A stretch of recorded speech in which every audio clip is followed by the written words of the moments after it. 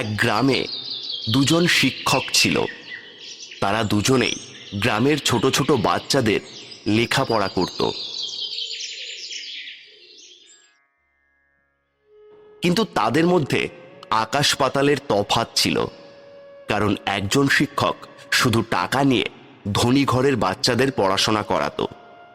এমনকি কোনো মধ্যবিত্ত পরিবারের ছেলে মেয়েও যদি তার কাছে পড়তে যেত, তাকেও এক মোটা অঙ্কের টাকা গুনতে হতো। আর তার কাছে তো গরিব শিশুরা লেখাপড়া করতে পারবে এটা চিন্তাও করা যায় না।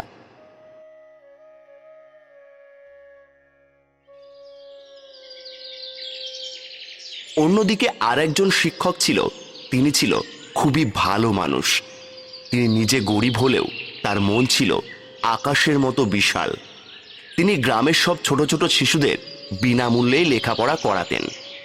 তাদের বাড়ি পাশাপাশি হলেও তাদের মধ্যে অনেক ভেদভাব ছিল।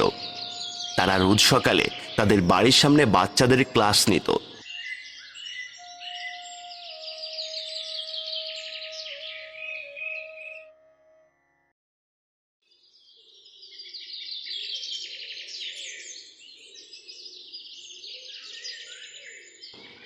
একদিন সকালে একজন কৃষক তার ছেলেকে নিয়ে বড়লোকের শিক্ষকের কাছে গেল। আসসালামু আলাইকুম শিক্ষক মশাই। ওয়ালাইকুম আসসালাম। শিক্ষক বাবু, আমি এই গ্রামের এক সাধারণ কৃষক। আমাকে হয়তো আপনি চেনেন না। এটা আমার ছেলে, ওর নাম ছোটন। দিন দিন তো বড় হচ্ছে, ওকে একটা স্কুলে ভর্তি করাতে হবে। স্কুলে ভর্তি করাবো শুনেই আমার ছেলে বায়না ধরেছে ও আপনার কাছে বড় লোকের বাবুদের মতো চেয়ার টেবিলে বসে লেখাপড়া করবে। মাস্টার মশাই, আমার কাছে তেমন টাকা পয়সা নেই। এত বিলাসবহুল জীবন আমি আমার ছেলেকে দিতে পারবো না। তাই আপনার কাছে আমার একটা মিনতি, আপনি যদি আমার ছেলেটাকে আপনার স্কুলে পড়ার একটু সুযোগ করে দিতেন, আমি আমার সাধ্য মতো প্রতি মাসে আপনাকে কিছু টাকা দিয়ে দিতাম। অনুগ্রহ করে আমার বাচ্চার মনে কষ্ট দেবেন না, তাকে আপনার স্কুলে ভর্তি করিয়ে নিন। কি, তোর কাছে টাকা নেই আর তুই আমার স্কুলে তোর ছেলেকে পড়াতে চলে এসেছিস? তোর সাহস তো কম দেখছি না। তুই জানিস আমার স্কুলে পড়ার জন্য প্রতি মাসে কত টাকা লাগে? চেয়ার টেবিলে বসে ফকিন্নির বাচ্চারা লেখাপড়া করবে, চেয়ার টেবিলের দাম জানিস তুই? শিক্ষক বাবু, আপনি এভাবে বলবেন না। আমার ছেলেটার বড় শখ, চেয়ার টেবিলে বসে লেখাপড়া করবে, জীবনে বড় কিছু হবে। আপনি আমার ছেলের এই স্বপ্ন বৃথা হতে যেতে দেবেন না। আজ কটা টাকা নেই বলে কি আমার ছেলে লেখাপড়া করতে পারবে না? আপনি অনুগ্রহ করে আমার ছেলেটাকে আপনার স্কুলে নিয়ে নিন। আমি আপনার কাছে দুহাত জোড়ে মিনতি করছি। ফকিন্নির বাচ্চারা আমার চোখের সামনে থেকে যায়। তুই যেমন অশিক্ষিত মূর্খ ছোট লোক, তোর ছেলেও ঠিক সেই রকমই হবে। গ্রামের কামলা এসেছে নিজের ছেলেকে পড়ালেখা করাতে, হ্যাঁ? এই ধনী বাবুদের বাচ্চাদের মতো দেখাবি? যা যা যা, চোখের সামনে থেকে দূর হয়ে যা।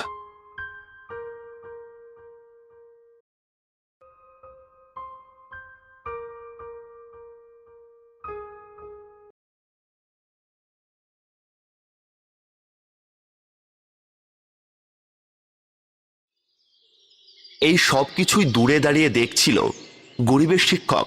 এগুলো দেখে তার মনে খুব কষ্ট হলো। কৃষক আর তার ছেলে যখন চলে যাচ্ছে, গরিবের শিক্ষক ঠিক সেই সময় তাদের ডাক দিয়ে পাশে দাঁড়ালো।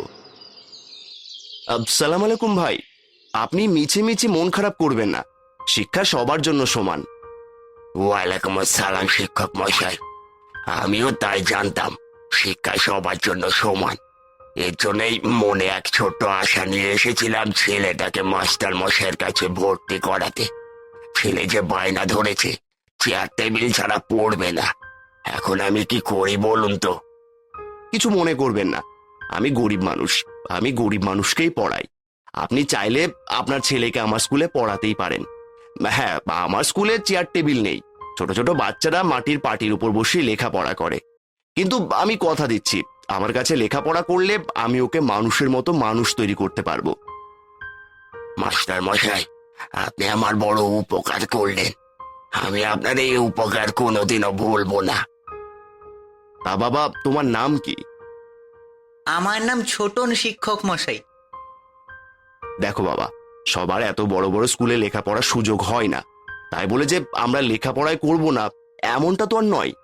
আমাদের তো লেখাপড়া করতেই হবে। দিন শেষে মানুষের মতো মানুষ তৈরি হতে হবে নিজেকে। তাই তুমি এসব বায়না ছেড়ে আমার সাথে চলো। তুমি সেখানে লেখাপড়া করবে আজকে থেকে। দেখবে সেখানে তোমার অনেক বন্ধু হবে, তোমারও মন লেগে যাবে। আচ্ছা মাস্টার মশাই, আমি আপনার কাছেই লেখাপড়া করব। আমি আর বায়না করব না। এই তো হয়ে গেল। ছোটন তাহলে আমার সাথে গেল স্কুলে লেখাপড়া করতে। আপনি চলে যান বাড়িতে। স্কুল শেষে ছোটন বাকি সবার সাথে বাড়ি পৌঁছে যাবে।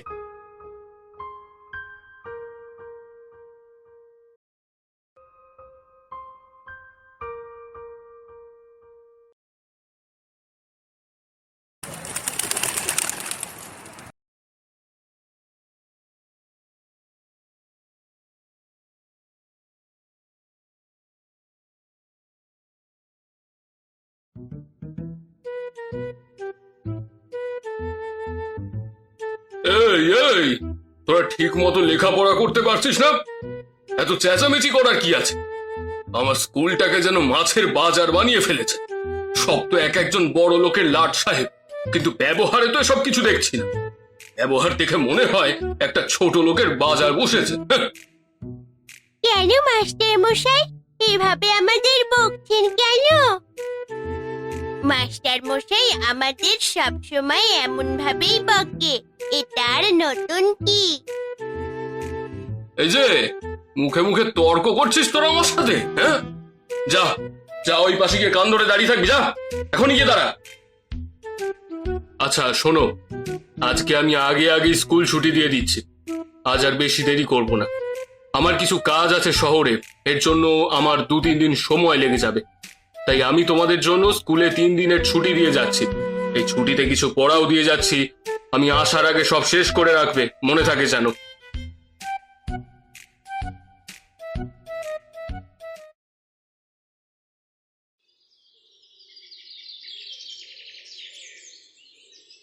কিরে, কি ব্যাপার? আজ তোরা এত খুশিতে নাচতে নাচতে যাচ্ছিস, ব্যাপার কি? আসসালামু আলাইকুম মাস্টার মশাই, ভালো আছেন? আমাদের মধ্যে তো খুশি থাকবেই, আজকে ছুটি পেয়েছি। তাও 1-2 দিনের ছুটি না, পাকা 3 দিনের ছুটি। আমাদের খিটখিটে মাস্টার মশাই, তিনি যাচ্ছে শহরে, 1-2 দিন সময় লাগবে তার। তাই স্কুলে ছুটি দিয়েছে পাক্কা 3 দিন। 3 দিন তার বকুনি খেতে হবে না, ক্লাসে কান ধরে দাঁড়াতে হবে না। এটা কি ঈদের থেকে কম নাকি বলুন? তবে এক গাদা পড়া দিয়েছে গো মাস্টার মশাই, 3 দিনও মনে হয় না শেষ করা যাবে। 3 দিন পরে এসে খেতে হবে পিটুনি, সেই সাথে রোজকার মতো কান ধরে দাঁড়িয়ে তো থাকতেই হবে। সবই বুঝলাম, তাই বলে কেউ মাস্টার মশাইকে খিটখিটে বলে নাকি রে? একটু আধটু বকুনি তোদের ভালোর জন্যই দেয়। তোরা এখন বুঝবি না, পরে বুঝতে পারবি। বকুনি দেবে ভালো কথা, ঠিক আছে, কিন্তু কখনো কখনো মাস্টার মশাই অনেক মারে, অনেক ব্যথা পাই গো, তখন আর কোনো কিছুই ভালো লাগে না। আচ্ছা বুঝলাম বুঝলাম, সবই বুঝলাম। এবার স্কুল ছুটি হয়েছে, বাড়ি যা, ঠিক মতো লেখাপড়া করবি বাড়ি গিয়ে।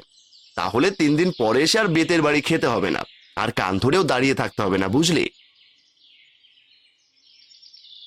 দেখলি তো ওরা কি বললো? ঠিক মতো লেখাপড়া না করলেই আজকে থেকে কপালে বেতের বাড়ি, আর সেই সাথে কান ধরে তো দাঁড় কুড়িয়ে রাখবই। তোরা তো আমার কথা শুনতে চাস না, আমিও কিন্তু এমন করতে শুরু করব। না শিক্ষক মশাই, আপনি এমন করতেই পারেন না। আপনাকে আমরা যত প্রশ্নই করি না কেন, আপনি কখনো বিরক্ত হন না। উল্টে আপনি তো আমাদের কত আদর করেন, কত যত্ন করে লেখাপড়া করান। এক জিনিস না বুঝতে পারলে বারবার বুঝিয়ে দেন, কখনো বিরক্ত হন না। আপনি ওই মাস্টার মশাইয়ের থেকে কত ভালো। হ্যাঁ হলো হলো, এবার থাম। এত ভালো কথা, নিশ্চিত আজকে পড়া মুখস্থ করে আসিসনি, তাই না? না গো মাস্টার মশাই, পড়া সবই শিখে এসেছি। আর আপনাকে তো আমরা সত্যি কথাই বলছি, আপনি তো আসলেই খুবই ভালো শিক্ষক। আমাদের এত যত্ন করে লেখাপড়া করান, তার বিনিময়ে কখনো টাকাও চান না। হ্যাঁ মাস্টার মশাই, আসলেই আপনি অনেক ভালো, আপনি সেরা শিক্ষক।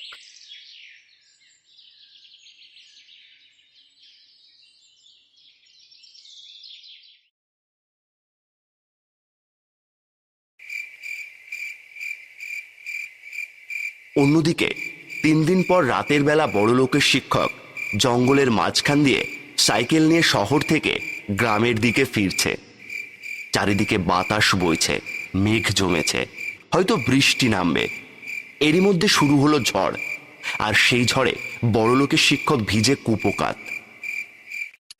এ হে হে হে, কি এক বিপদে পড়লাম আমি। এই জঙ্গলের মাঝখানে সাইকেলটা নিয়ে আমি এখন কোথায় যাব ঝড়ের মধ্যে? তাড়াতাড়ি বাড়ি যাওয়া ছাড়া তো আর কোনো উপায় নেই। এই ঝড়ের মধ্যে যদি একটা গাছের ডাল ভেঙে পড়ে, তাহলে তো মরণ ছাড়া আর গতি নেই দেখছি।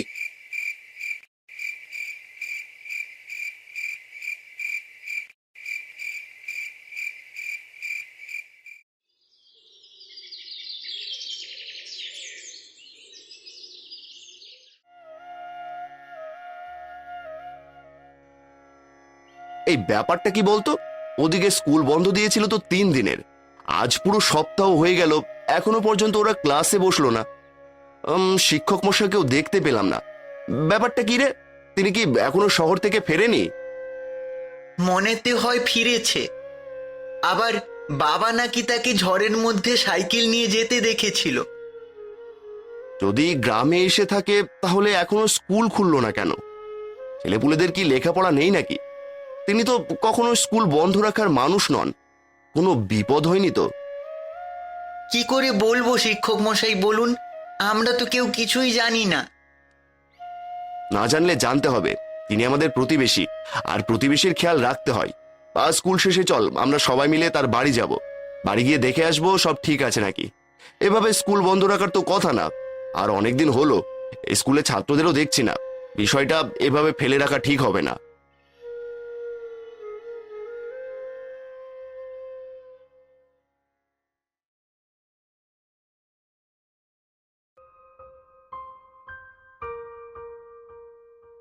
ও বাবা গো, ও মা, জ্বর হলো আমার।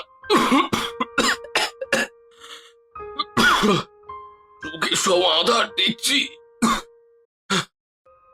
আরে এসব কি?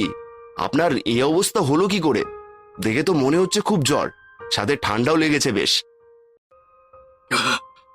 আরে হ্যাঁ গো মাস্টার,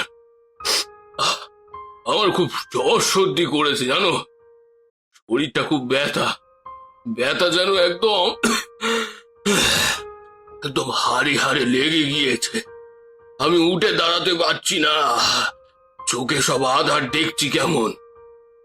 আরে বলছেন কি? আপনার বেশ খারাপ অবস্থা। গ্রামের ডাক্তার মশাইকে দেখিয়েছেন? কিসের ডাক্তার, কিসের গো মাস্টার? সেদিন যে বাড়িতে বিছানায় এসে শুয়েছি, তারপর তো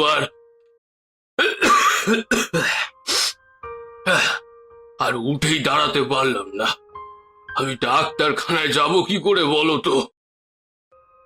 আহা, এভাবে চলে নাকি? এই ছোটন, যা এখনই গ্রামের ডাক্তারবাবুকে ডেকে নিয়ে আয় তো।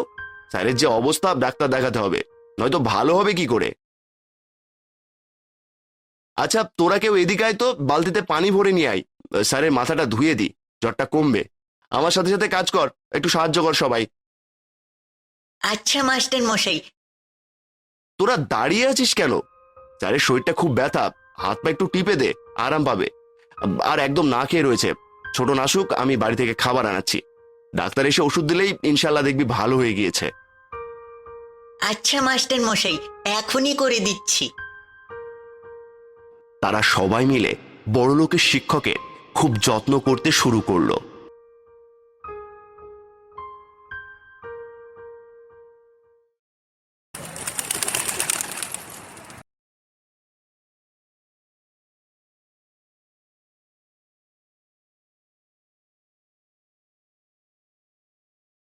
রোজ এসে তারা বড়লোকের শিক্ষককে দেখে গেল এবং যত্ন আত্তি করল। কিছুদিনের মধ্যেই বড়লোকের শিক্ষক সুস্থ হয়ে গেল। সুস্থ হয়ে তিনি তার স্কুলের গরিব শিক্ষক এবং তার ছাত্রছাত্রীদের ডেকে পাঠালো।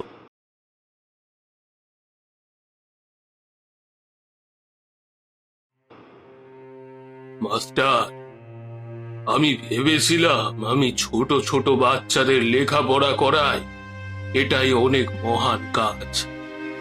আমি একজন শিক্ষিত মানুষ, সেটাই অনেক গর্বের। কিন্তু না, মানুষের মতো মানুষ হতে পারাটাই আসলে গর্বের বিষয়।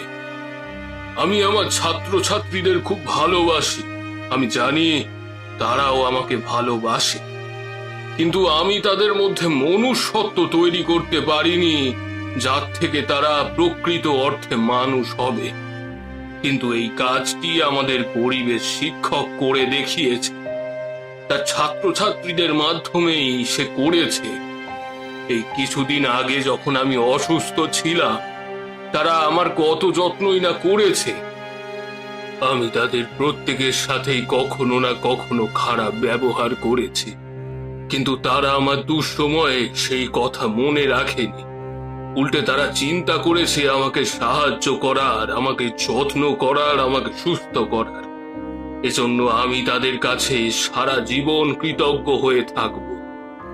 গরিবের শিক্ষক, তুমি প্রকৃত অর্থে আমার চোখ খুলে দিয়েছো ভাই। তুমি আমাকে বুঝিয়েছো যে লেখাপড়া করলেই মানুষ হয় না কেউ, মানুষের মধ্যে মনুষ্যত্বের প্রয়োজন। আমি শুধু টাকার জন্য লোভী হয়ে বড় লোকের ছেলে মেয়েদের পড়ালেখা করিয়ে গিয়েছি, কিন্তু তাদের মানুষ করতে পারিনি। আর তুমি বিনা পয়সায়, বিনা পারিশ্রমিকে এই ছোট ছোট ছেলে মেয়েগুলোকে কত সুন্দর শিক্ষা দিয়েছ। ছোটনের বাবাকে আমি যা তা বলে অপমান করেছিলাম, কিন্তু সেই ছোটন এই দিন শেষে আমাকে কত যত্ন করলো। এই কথা আমি কোনোদিনও ভুলবো না। তাই আজ আমি বলি কি, গ্রামে বড় লোকের স্কুল আর গরিবের স্কুল রেখে কোনো লাভ নেই। আজ থেকে গ্রামে শুধু একটাই স্কুল হোক, মানবতার স্কুল, যেখানে বাচ্চারা আসবে মানুষ হতে, শিক্ষা অর্জন করবে আর আগামীতে গিয়ে মানুষের সাহায্যে কাজ করবে। তাই তুমি আমার কথা রেখো পরিবেশ শিক্ষক। আমরা কি পারি না দুজনে একসাথে মিলে এই গ্রামের সব ছেলে মেয়েদের এক চোখে দেখে তাদের লেখাপড়া করাতে?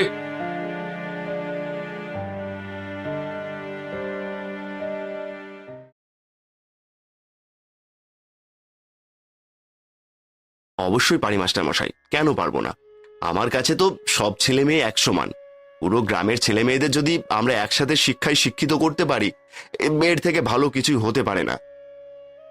আপনি যতই টাকা পয়সার পেছনে ছোটন না কেন, দিন শেষে আপনিও যে অনেক ভালো একজন শিক্ষক, এটা কিন্তু আমি খুব ভালো করেই জানি। তাহলে চলো, আজ থেকে আমাদের যাত্রা শুরু হোক এই মানবতার স্কুলে। বাচ্চারা, তোরা দাঁড়িয়ে রইলি কেন? তোরা গিয়ে যা, টেবিল চেয়ারে বসে পড়। আজ থেকে তোরা এখানেই লেখাপড়া করবি, আমরা দুজনে মিলে তোদের পড়াবো। বাচ্চারা খুব খুশি হয়ে পাশাপাশি এক চেয়ার টেবিলে বসে পড়ল। আর এরপর থেকে দুই শিক্ষক মিলে গ্রামের সব বাচ্চাদের লেখাপড়া করাতে শুরু করলো। আর এর থেকেই শুরু হলো এক মানবতার স্কুল।